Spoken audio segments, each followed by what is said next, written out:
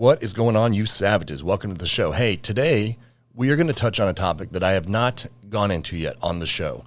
I think I've talked about it in other spaces. I know I talk about it a bunch with my clients, and that is your marriage, right? This is one of those things that high achievers fuck up all the time, and it bleeds into everything else, and it jams up their whole shit. So we're going to talk about that, and it's going to maybe enrage you some, and it's maybe going to piss you off, and I'm going to be super okay with that as long as it helps you keep better. What else? Oh yeah, go to my website. Check things out there. I'm not going to bother you with all those details. You know the drill. Go to the website, click around, have some fun. Anyway, I'm going to now shut up so I can thereby talk some more.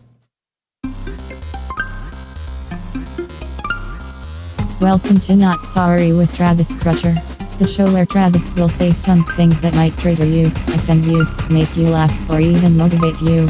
So, if you're not easily offended, stick around and enjoy. On the other hand, if you are easily offended, listen anyway. Then go tell everyone how triggered you were.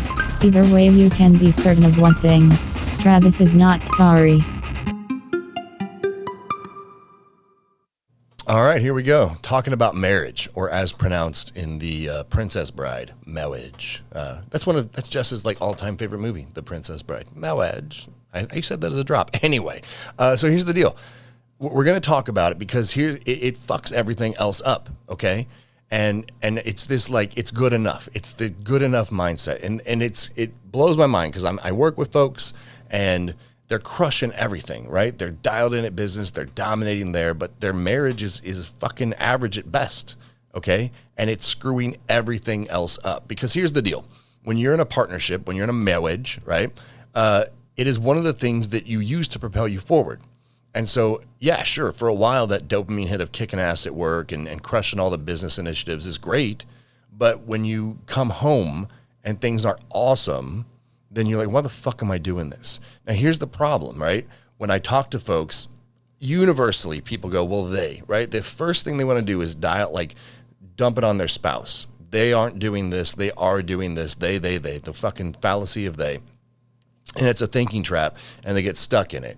Never taking a moment to go, me, what the fuck am I doing, right? And I get it. I totally get it, man. You're at the end of your workday, whether you're male or female, you're fucking zapped. You're tired. You're just done. And you want to just come home and chill. I understand that. But you need to look at your marriage as much of a business model as your business is. And this is the part that people don't like because then it seems cold and fucking not emotional, blah, blah, blah. Okay, I'm going to help you out with that because let's get something straight. You wouldn't accept this same kind of mediocrity anywhere else in your life. You demand excellence at work. You push for growth in your business, whatever it is, right? A lot of folks I work with, they optimize fitness. That's huge for them. They're always pushing further there, and they try and level up their mindset. They're working on that. They're reading shit. They're studying, all the things. But somehow convince themselves that a good enough marriage is acceptable. What kind of bullshit is that? This is such a huge part of your existence, and yet you're letting it be good enough. It just doesn't make any sense. And here's how you know. Here's how you know if you've settled for mediocrity at home, okay? I'll go down a list, man. You put more energy into work presentations than date nights. Ooh, yeah, right? And that's true, man. We want to be on autopilot for date nights. I love this one. I just want it to be organic. It's not. Nothing's fucking organic, dog. Even organic carrots had to get planted. You have to do fucking work, okay? You're planning your business strategy more than your marriage goals. Anybody do that? It happens, right? Because you get tunnel vision on making the money, making the moves, doing the things, provision, et cetera, et cetera. And you're not having the same focus on your marriage. You're more present in meetings, right, than the conversations with your spouse. I know that shit hit. Just take a second and really play that one out in your head, right?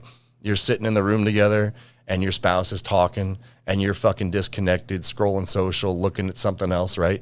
But if you were in a business meeting, you'd be dialed in. You'd be looking right at Chet's face. And quarterly earnings, blah, blah, blah, right? So you're not given the same attention. You celebrate work wins before relationship milestones, right? Those are bigger deals to you. Now, here's the thing. I'm not saying don't put those things in an important category, but what I am saying is, what sort of messaging do you think you're sending to your person if the only thing you get jazzed about is work? They're going to start to think that's all the fuck you care about. Let's be real. Is any of this shit sounding familiar? Not you, of course, not the listeners of this show, but someone you know, right? We'll do that one. The someone you know. But here's the way to fix it. And this is the part that people don't like because, again, it sounds cold. It doesn't have the emotional hits, right? But you have to do a marriage audit. And I'm serious. And I will tell you, we do this in our home like quarterly, just like you would with a business. And if things feel weird, if things are off or left of center, just like you would in your business, if things aren't performing optimally, you do one on the fly, right? You go, oh, hold on, what the fuck's going on here? This isn't normal, right? And it's just like with your employees or your fucking business partners, you wouldn't roll up on them like, hey, motherfucker, what's the problem? No. You'd be like, hey, John, I just saw that your performance is slipping. Is there something we can do, right? And in that leadership role, what are you doing? You're coming and saying, what can I do to help? Right? But in your marriage, what do? You go, this is fucking bullshit. And you wonder why you don't get the results you want. So here's what a relationship audit in my world looks like, okay? And the first one is it's a brutal assessment. Now pay attention, because this shit is going to be on you, okay? So rate your marriage like it's a business review, okay? Like I'm talking about just like you would in a business model, man. Year-over-year goals, quarterly goals, like you treat this thing like a profit and loss statement, okay? What are you putting in? What are you getting out? What's going away? And then score your fucking effort, not your spouse's. Because just like you would in a work environment, if you're a good leader, you wouldn't look around and go, they all fucking suck and that's why we're failing. No, there's a failure on your part. There's something you're not doing that's making things fucked up. Now, maybe you fix that and they're still fucked up. Okay, but at least then you've done the quantitative analysis. You've done that self-assessment. Measure your presence and engagement. That's big. Like, what are you really putting into this thing? And then evaluate your emotional investment. Because think about it. With your business, you are dialed in. You are emotionally invested. You are physically invested. Your time is an investment. All the things. You're giving. Are you doing the same for your relationship? And then, some of my business peeps are going to know this one. Do a gap analysis, okay? Compare your marriage effort to your work effort. Identify where you're checking out, and then list what you're tolerating, and then face your contribution to the mediocrity. You have to take ownership of what you're doing to make this thing a clusterfuck. Otherwise, there is no way forward. You have to do it. And then devise, just like you would at work, a plan, like an excellence plan. Like, how are we going to get this thing on the road to Wellville and make it what we want it to be? And so set standards for your part of the relationship just as high as you do your career goals. So what do you really want to bring to the table? And here's the thing. If you pay attention in your relationship, it is not that fucking difficult. Ladies, the fellas, we're really simple fucking creatures, man. We truly are. There's 3 things on the planet that if it is satisfied for us, we don't give a fuck, okay? One is food, and I'll let you deduce the others, okay? They're all equally important, but if these 3 blocks are checked for guys, we're easy. Fellas, same thing. We fuck this up all the time. We think it's got to be some grand gesture, some big over the top, I brought you fucking roses, and that's nice, and the gals dig that occasionally, but really it's the little shit, man. It's noticing. Notice shit, dude. Come on, pull your head out of your ass, be present in your own home, and notice shit. Okay? Simple stuff, dude. Simple stuff. Do you think she looks nice? Then fucking tell her, you shithead, right? This is how you do it.